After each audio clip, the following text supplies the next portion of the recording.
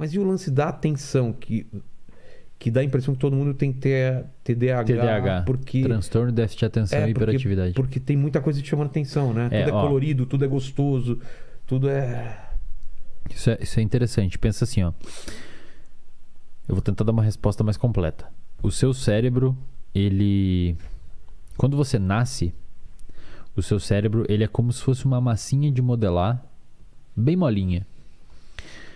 Pensa assim, quanto tempo você levou pra aprender a caminhar, cara? Pô. 1 ano e pouco? 2? A gente... É isso aí que a criança leva pra caminhar, né? Por aí. 1 ano e meio, 2, né? Pensa quanto tempo você leva 1 ano e meio pra aprender a botar um pé na frente do outro. Por que você leva 1 ano e meio pra caminhar? Porque é muito difícil caminhar.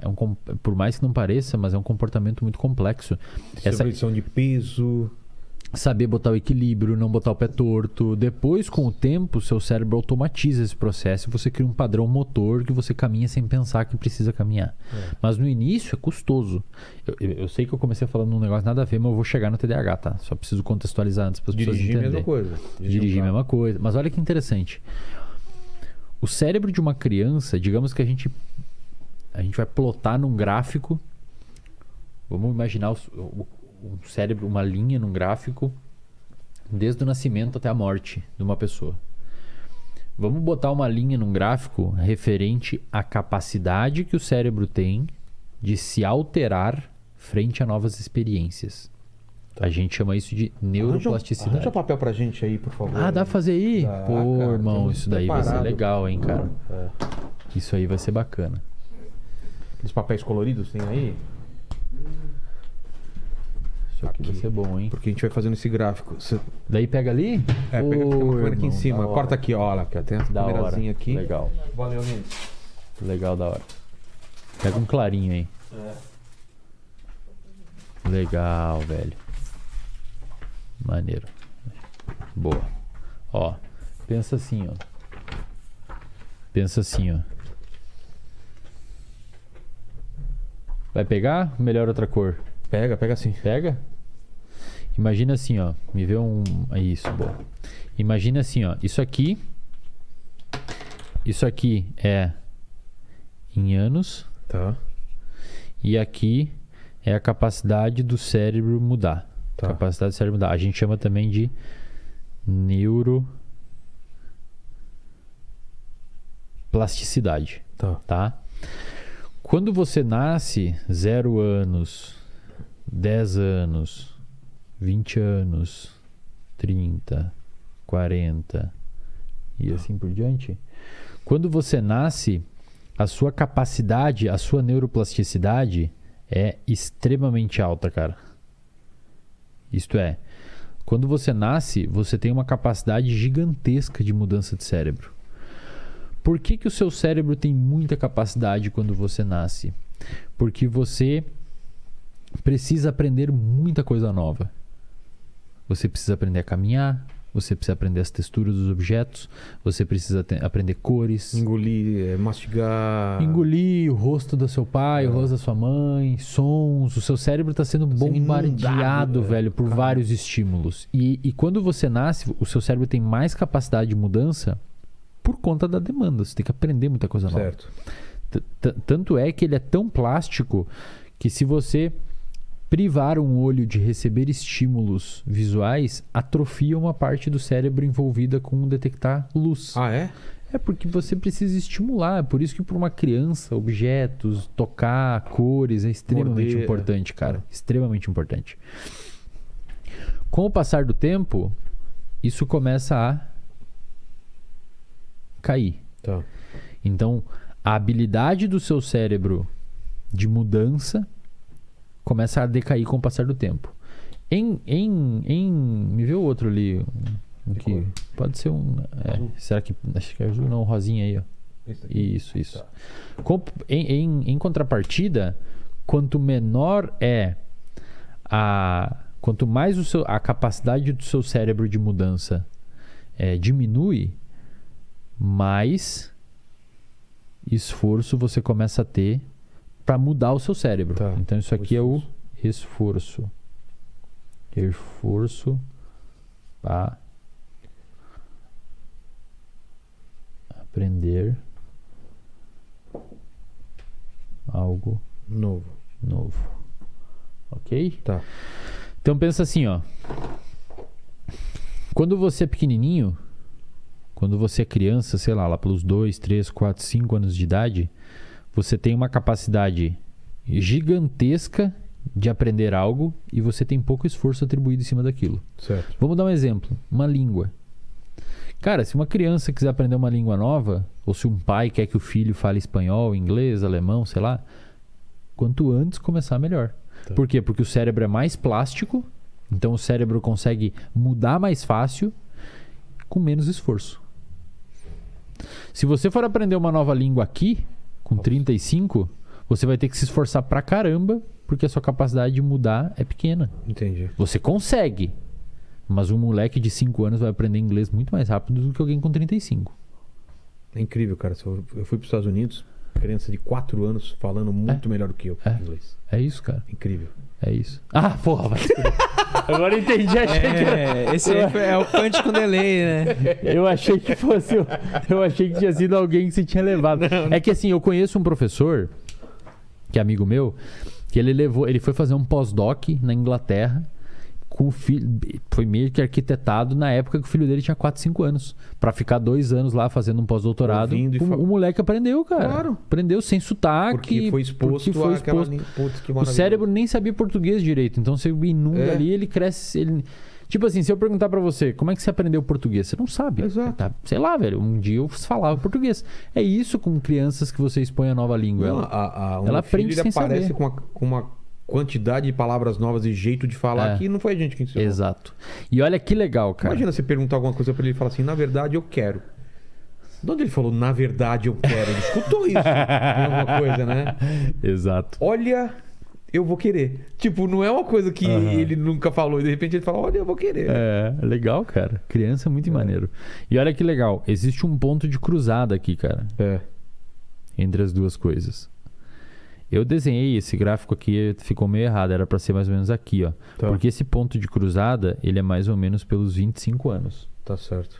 Nos 25 anos, o seu cérebro, ele acaba... Não é que acaba, mas nos 25 anos você começa a ter menos o que a gente chama de neuroplasticidade passiva. O que significa isso? Até os 25 anos... o seu cérebro aprende de uma maneira mais fácil, sem você atribuir tanto esforço a alguma coisa. Ou seja, até em média, os 25 anos, você aprende mais fácil sem se esforçar tanto. Tá. Depois dos 25 anos, você precisa ter o que a gente chama de neuroplasticidade ativa. Isto é, você tem que atribuir um esforço para aprender uma coisa nova. A gente vai voltar para o TDAH, eu não esqueci do TDAH. Vamos dar um exemplo. Uma criança, um adolescente que está aprendendo inglês, ouvindo música, não sei o quê, muitas vezes ele aprende uma coisa sem necessariamente entender como aprendeu. O pessoal sabe. Cara, um adulto para aprender papel, caneta em inglês, ele tem que... Bom, isso aqui é papel, caneta, você tem que jogar a sua atenção em cima daquilo para o seu cérebro mudar. E, cara, é exatamente isso que os estudos mostram. A neuroplasticidade, ou seja, a mudança estrutural do seu cérebro depois dos 25 anos, ela é principalmente induzida por foco. Ou seja, quando você está aprendendo alguma coisa nova depois de, em média, 23, 25 anos... que digamos que encerra esse ciclo de neuroplasticidade passiva, quanto mais foco e esforço você atribuir em cima daquela tarefa, esforço cognitivo, mais o seu cérebro vai mudar via foco e vai reorganizar os grupamentos de célula, que a gente chama de neuroplasticidade, e vai armazenar aquela informação. Tá? O TDAH, dentro desse contexto... O TDAH é um transtorno que a gente chama de transtorno do neurodesenvolvimento. Transtorno do neurodesenvolvimento significa o quê? Que o paciente com TDAH, ele tem um desenvolvimento cerebral diferente de um paciente sem TDAH. Posso fazer outro aqui? Claro. Posso fazer outro aqui? Uma das imagina que assim, ó, isso aqui vai ser bacana, cara. Imagina que você tem um cérebro aqui, tá? Isso aqui é um cérebro, tá? Aqui, no caso, estariam os seus Era olhos. um balão de... Aqui estariam os seus olhos. Meio feio o cérebro, mas vocês entenderam. Dá pra pegar aí, Dá. diretor? Dá? Então aqui você tem o Chama de cérebro. diretor. Como é que... Não dá pra dar muita moral. Estagiário. O estagiário, tá pegando aí o negócio? Tá bonitinho. Tá, bonitinho. legal. Tá bonitinho. Uma região do seu cérebro especialmente afetada no paciente com TDAH é essa região aqui da frente, que a gente chama de córtex pré-frontal. A região do córtex pré-frontal é uma região muito envolvida com atenção, controle do comportamento, projeção de futuro, e uma das principais coisas que o córtex pré-frontal faz é sustentar uma atenção motivada por um período um pouco mais longo em uma determinada tarefa. Exatamente o que o paciente com TDAH muitas vezes não consegue fazer. Ou seja, o paciente com TDAH, ele olha isso daqui, ele começa a ler um livro, e aí logo depois ele sai daquele livro, vai tomar um café, liga para não sei quem, fala no WhatsApp, vai no TikTok. Quando vê, passa horas e ele volta a fazer a tarefa porque ele lembrou que tinha que fazer a tarefa. Então pensa assim comigo. O paciente com TDAH, ele tem... Primeiro, não é que ele tem necessariamente pouca atenção. Ele tem muita atenção em muitas coisas. Então, se o paciente TDAH está aqui falando com nós e bate uma porta, passa um carro, dá um barulho lá fora, ele joga a atenção para lá. É quase como se o sistema atencional dele ou o sistema gerenciador de atenção dele estivesse furado. E em vez de bloquear coisas paralelas, ele pega essas coisas paralelas. Vaza. Então, poderia dizer até que ele tem muita atenção e não pouca atenção. Exato. Ele tem uma dificuldade de canalizar a atenção para um lugar. Por quê? Essa canalização da atenção para um lugar, ela depende de um pouquinho de motivação. Então você tem que sustentar minimamente a motivação numa tarefa para você conseguir não deixar a sua atenção fugir. Então imagina que você começa a ler um livro. E aí acontece alguma coisa, o seu celular brilhou ou vibrou, e você está lendo o livro. Cara, para você não sair daqui e ver o que aconteceu, você tem que ter um pouquinho de motivação para olhar e ficar lendo o livro. Isso quem faz é o córtex pré-frontal. Por quê? Volta aqui, diretor, para mim aqui. Porque você tem um núcleo aqui, ó, chamado de uma área aqui chamada de área tegmentar ventral. Essa área tegmentar ventral, dela saem neurônios produtores de um neurotransmissor que a gente chama de dopamina. Tá. E esses neurônios ascendem até o seu córtex pré-frontal. Cara, eu nunca vi isso aqui sendo falado na internet brasileira, cara. Vai ficar bem legal, a galera vai curtir. Exclusivo. Ó, esses neurônios saem, eles saem para o córtex pré-frontal, da área tegmentar ventral, e também vão em direção a uma outra região do seu cérebro, chamada de núcleo accumbens. Núcleo accumbens. O núcleo accumbens é também denominado de sistema de recompensa. Então, os seus neurônios produtores de dopamina, eles saem da área tegmentar ventral e vão tanto para o córtex pré-frontal quanto para o núcleo accumbens. O córtex pré-frontal gerencia atenção sustentada, atraso de recompensa, é uma área mais racional, é uma área envolvida com controle de estímulos, é uma área de planejamento, também, projeção de futuro. Cenários possíveis. Tipo, eu vou ter que ler esse livro porque eu tenho prova. Ah, tá. Tenho que fazer isso aqui, senão eu vou me fuder na prova e tal. Tá. Isso daqui é o que a gente chama de sistema de recompensa. Tá. Então, quando você vai comer um chocolate, vai fumar um cigarro, vai beber álcool, vai ver pornografia, são esses neurônios aqui que se ligam e jogam dopamina aqui para você fazer esse comportamento. O paciente com TDAH, cara, ele tem, digamos que isso daqui, ó, de dopamina no córtex pré-frontal. Isso daqui é menos dopamina do que uma pessoa normal. Aqui é hipotético, tá? Eu só estou ilustrando hipoteticamente. O paciente com TDAH, ele tem menos dopamina no córtex pré-frontal. Então, o TDAH, menos dopa no córtex pré-frontal.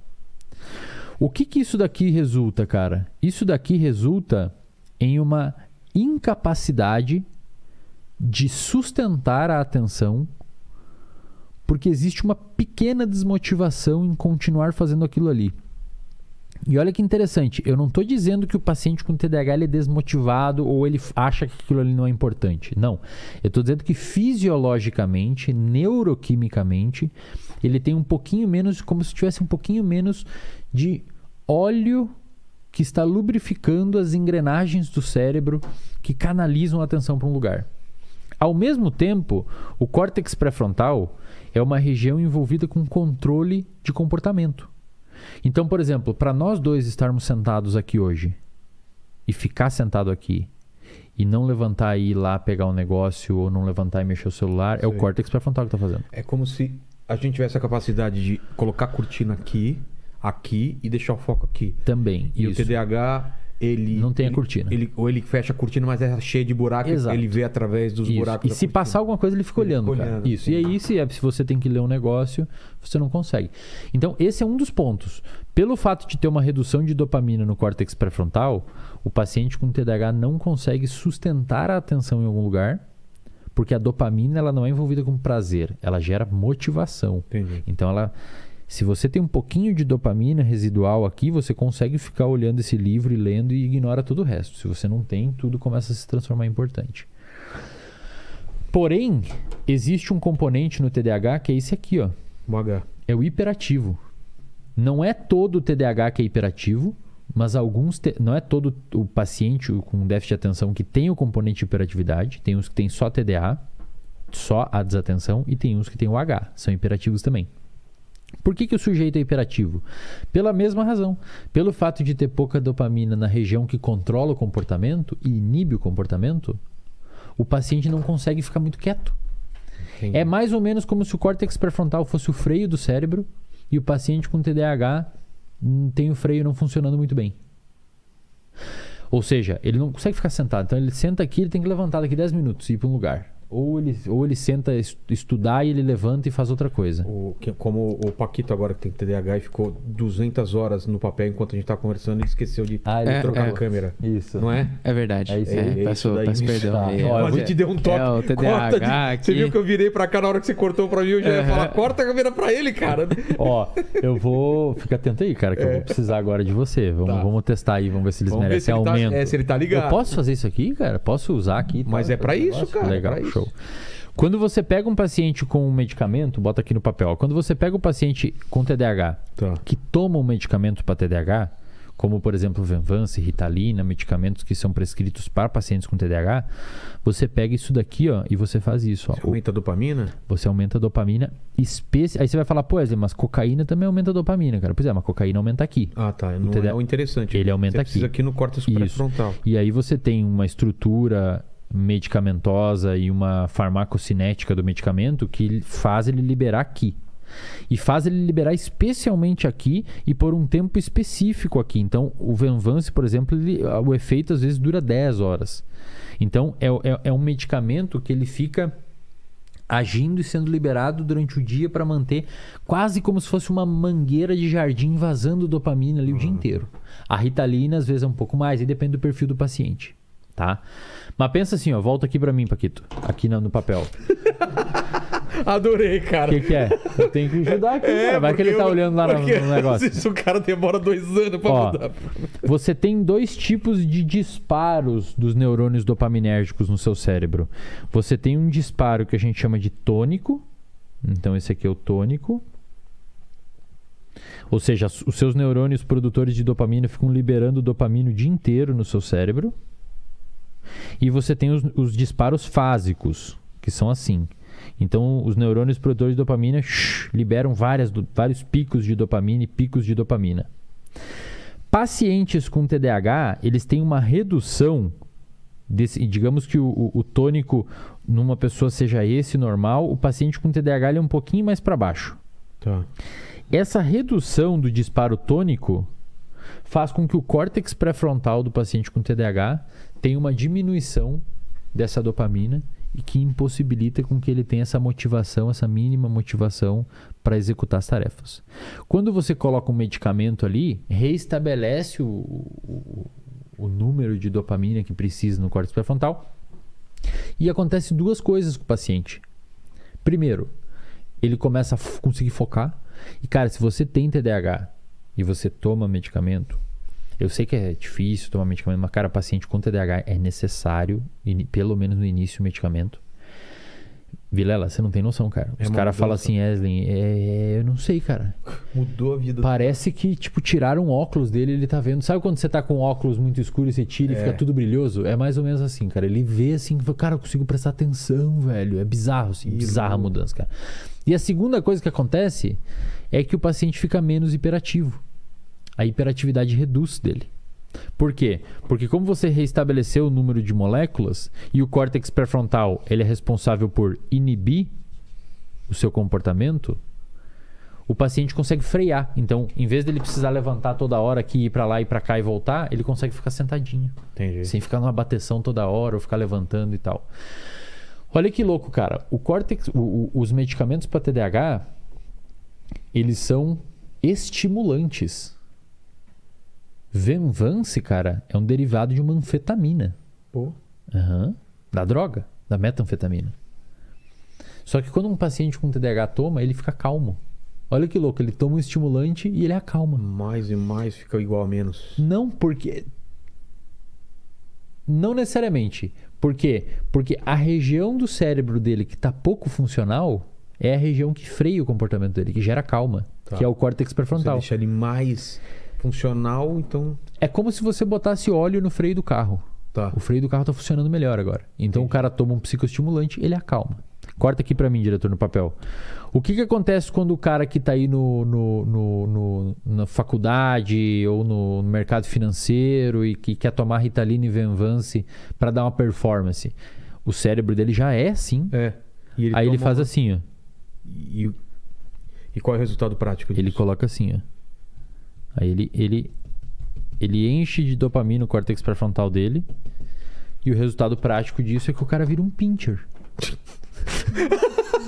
É uma tremedeira, ansiedade, e aí não dorme, e aí toma café pra caralho e fica ansioso. Por quê? Porque você já tem dopamina suficiente no seu córtex pré-frontal, você não precisa mais. Mas o cara que quer virar à noite e toma café, Coca-Cola ou energético, né? Não, mas daí a cafeína, de uma maneira geral, eles funcionam por outro mecanismo. Por outro mecanismo. Aí seria totalmente uma aula diferente. Tá. Mas pensa assim... aí penso... Tá, ok, então esse é um ponto.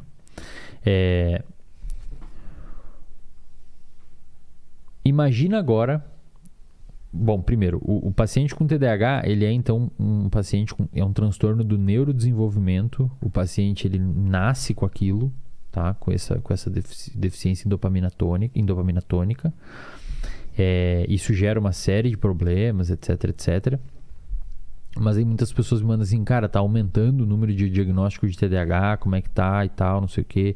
Tá aumentando o número de pessoas com TDAH.